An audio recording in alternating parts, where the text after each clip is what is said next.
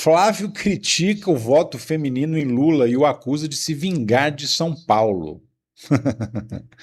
Pensa bem, gente boa, pensa bem, olha lá. Em café da manhã hoje com vereadores de São Paulo, na capital paulista, o pré-candidato à presidência Flávio Bolsonaro disse que não entender as pesquisas de intenção de voto apontarem que mais mulheres preferem Lula a ele. O que mais que ele disse? Ao criticar o apoio feminino a Lula, Flávio afirmou que as pautas das mulheres são defendidas pela direita. Para o senador, parece que aquele que defende as mulheres está defendendo a pauta errada. Olha só que energúmeno, né?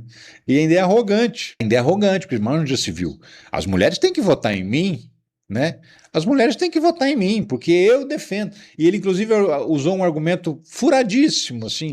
Quem é que defende o combate às drogas? É a direita, não é a esquerda, que é mentira, né? Mas, assim, é o tipo de argumento que eles ficam repetindo ad eternum para poder tentar fazer isso entrar na cabeça das pessoas. Essa ideia de que a esquerda defende o uso de drogas e a direita combate as drogas e que isso seria uma defesa da família e que, portanto, se ele defende a família, as mulheres têm que votar nele. Então, assim, ele está reclamando das mulheres. O cara não consegue conquistar o voto feminino. O que ele tenta fazer? Ah, vou botar uma vice-mulher.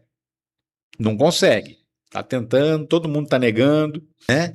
E a Tereza Cristina foi a última a negar o convite dele para ser vice-presidente, para ser candidata à vice-presidência. E ele não consegue atrair o voto feminino. Tudo que ele faz é furada, né?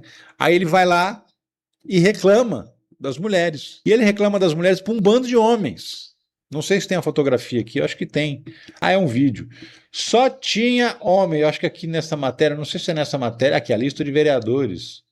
Vamos ver se tem uma mulher aqui. Ricardo, Danilo, Fábio, Jorge, Gilberto, Isaac, Kenji, Lucas, Marcelo, Major, Palumbo, Milton, Sandra Tadeu, uma mulher, Sandra Santana, outra mulher, Sargento Nantes, Sidney, Simone, 3 mulheres, Zoe Martins, 4 mulheres. Também estavam no evento, 1 homem, 2 homens, 3 homens, 4 homens, 5 homens, 6 homens, 7 homens, 8 homens.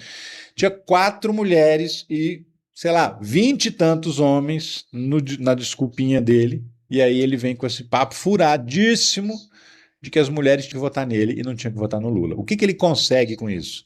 Afastar mais ainda o voto das mulheres, né? Porque, além de tudo, ele está achando que elas têm obrigação de votar nele. A Flávia Coelho manda superchat também. Obrigado, Flávia. Valeu pela contribuição, pela participação. Assim como o Sérgio Luiz Alonso também manda a sua participação. Muito obrigado, querido. Né? E o Márcio de Oliveira fala: vai ter Padre Kelman nos debates? Piada política. Não. É que teve o Padre Kelman na eleição passada, né? Que foi uma palhaçada, um circo, né?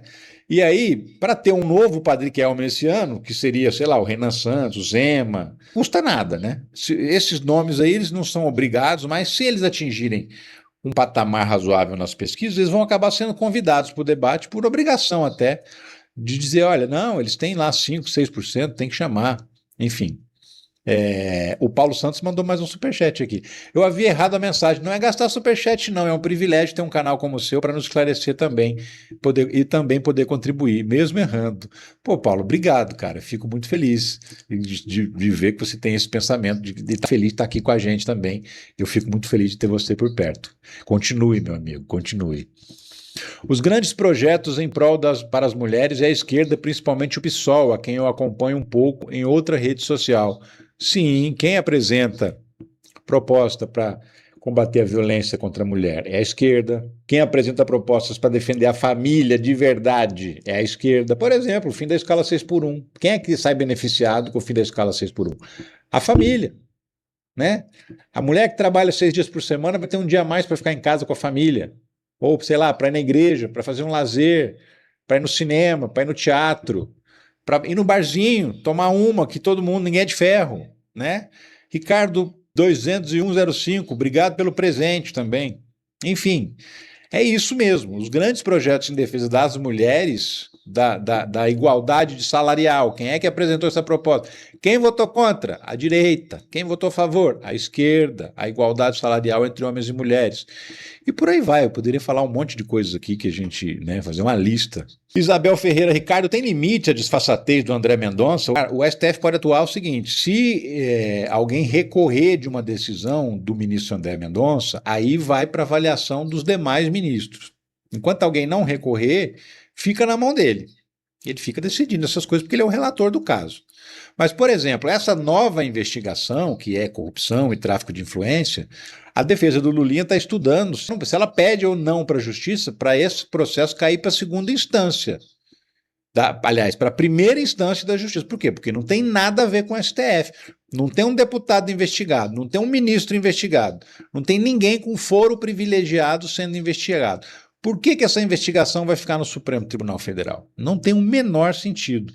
E a defesa do Lulinha está avaliando também, porque isso aí tira da mão do André Mendonça, diminui um pouco a perseguição, porque o outro processo, o outro inquérito, que é o inquérito lá dos descontos do INSS, até agora não deu em nada, mas esse envolve também pessoas com foro privilegiado, envolve deputado, é uma investigação grande, ampla, o Lulinha é só uma parte dela, né? Então, por isso que está no Supremo Tribunal Federal. Mas essa outra não tem, de fato, justificativa para estar no Supremo Tribunal Federal, nem a pau, Juvenal. Ó, vamos seguir, tem mais. Quem tá falando aqui? A Célia do Recife, Ricardo, envia um Pix para você, não tem como colocar uma frase. No Pix não tem como colocar aqui, né? Na tela o Pix. Pelo menos por enquanto, parece que eu estou desenvolvendo uma ferramenta aí que pode ser que ajude a gente a colocar as mensagens aqui na tela de quem manda Pix também, tá? Eu estou estudando isso aí e rapidamente a gente vai ter uma solução para isso, fica tranquila. Mas por enquanto, meu muito obrigado. Né, fico muito feliz, muito contente com a sua colaboração, porque é sinal de que gente que está reconhecendo a importância do trabalho que a gente faz aqui, de esclarecimento da política. Né? Emendas de Flávio reduziriam fiscalização ambiental e mineradora ligada ao Master. Aham! Flávio Bolsonaro, descobrimos o que você estava fazendo! Pois é, o Flávio Bolsonaro foi lá para o Vorcaro e pediu 134 milhões de reais. O cara já tinha pagado 61 milhões de reais quando o banco dele, faliu. E aí ele não pôde continuar pagando. Mas em troca de quê?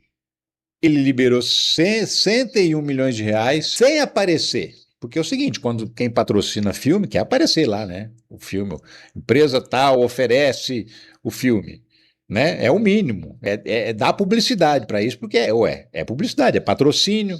Mas não, o Vorcaro não queria aparecer, de jeito nenhum. Né? Então é bastante suspeito. E aí as pessoas começaram a se perguntar, o que então que o Flávio fez em troca desses 61 milhões de reais? Pois é, o ICL Notícias, deixa eu ver de quem é essa matéria, inclusive, do Kleber Lourenço, o Kleber Lourenço fez uma apuração e foi ligando as informações a respeito de tramitações de projetos que o Flávio botava emenda, tentava alterar projetos de lei, medida provisória e tal, nos prazos em que estava rolando essas transferências de dinheiro. E o que eles descobriram? O Banco Master, por intermédio de uma empresa, uma outra empresa, meio laranja assim, era dona de 90% de uma mineradora. 90%. E essa mineradora, para explorar algumas regiões, tem que ter duas autorizações, do Estado e do governo federal. Autorizações ambientais. O que o Flávio estava propondo? Tirar, ele colocou algumas emendas alterando projetos de lei, tirar a obrigação de o governo federal também dar autorização, deixar só para o governo estadual. Isso era bom para quem? Para a mineradora, essa que eu estou falando, e para outras. E quem era dono? Era o Master. Então agora a Polícia Federal vai investigar essa história porque o Lindbergh Farias e o Rogério Correia entraram com uma representação, né, os dois deputados. E o que eles querem saber? Se de fato essa era a contrapartida do Flávio Bolsonaro aos 61 milhões. Se for isso, a gente acabou de descobrir um esquema de corrupção. O ICL acabou de descobrir um esquema de corrupção do Flávio Bolsonaro. O que ele fazia para merecer os 61 milhões de reais, que seriam 134 milhões se o banco não tivesse sido liquidado no meio do caminho. Né? Aí ele teria, de fato, participado do filme integralmente, teria dado 134 milhões de reais. Albertina Ribeiro, Ricardo, boa noite. O Flávio fazendo vaquinha para a campanha, Lula debatendo no primeiro turno, vai gastar energia e tempo desnecessariamente, deve ir no segundo turno. Se o Flávio aparecer. Pois é, né? Se o Flávio não se cagar todo. Porque foi o que aconteceu no debate lá do Rio de Janeiro, né? Ele passou mal, não segurou a onda. O José Renato Braga.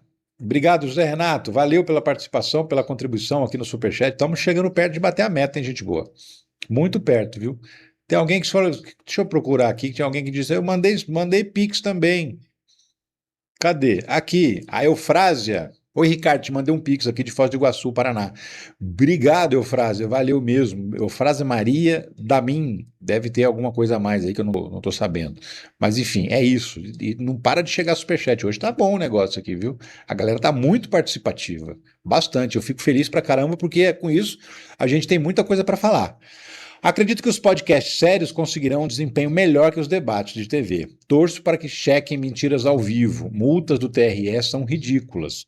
Olha, você falou algumas coisas diferentes aqui e eu concordo com todas, tá? Os podcasts, eles de fato, é uma conversa mais longa, uma conversa mais aberta, mais franca. Então, assim, pode sair muita coisa interessante dali. Eu acho que ele tem que ir frequentar esses podcasts, sim. E acho que ele tem que estar em todas as sabatinas de jornais, de emissoras de televisão. Sabatina tem que ir, porque aí é jornalista fazendo pergunta séria, fazendo perguntas sobre o programa de governo, fazendo perguntas sobre o governo atual, e aí é onde ele consegue se dar bem para responder as perguntas. Torço para que chequem mentiras ao vivo. Eu também torço, se bem que eu não acredito que isso vai acontecer, né? Que eles vão ter um sistema de checagem. Deveria, porque o que vai ter de mentira nesse debate não é brincadeira. Então, assim, um sistema de checagem seria essencial. Estou duvidando que vai ter. E as multas do TRE são ridículas. São mesmo, não resolve nada. Muitas vezes compensa levar a multa, o crime compensa quando a pena é só uma multa eleitoral. Porque a gente está falando de dinheiro que não é nem do candidato. Se ele tivesse que tirar do bolso dele, ainda vai lá. Mas nem é o partido que paga, é dinheiro público, é o fundo eleitoral que paga, então o candidato nem sente a dorzinha de cometer o crime. Então, realmente é uma bobagem. Márcio de Oliveira, Ricardo, como funcionaria uma eventual interferência estrangeira nas urnas eletrônicas? Poderia haver facilitação por parte do presidente do TSE? Essa intervenção, ela pode acontecer questionando a credibilidade das urnas, dizendo que as urnas são fraudáveis, dizendo que as urnas são fáceis de serem fraudadas, de serem invadidas, de mudar o voto. Aquela história, lembra da eleição de 2018? Digita 17, muda para 13. Que era mentira, né? Mas assim, é esse tipo de coisa. Eles podem produzir. Isso é o maior perigo. Os Estados Unidos podem produzir relatórios de supostas investigações, com muitas aspas, porque essas investigações são falsas, alegando que encontraram alguma irregularidade ou alguma vulnerabilidade nas urnas do Brasil. Aí os bolsonaristas se encaminham de fazer o resto, que é falar, olha lá, até os Estados Unidos estão dizendo que as urnas não são boas. Então os Estados Unidos dariam um argumento para o Flávio Bolsonaro continuar questionando as urnas. É assim que eles fariam essa interferência.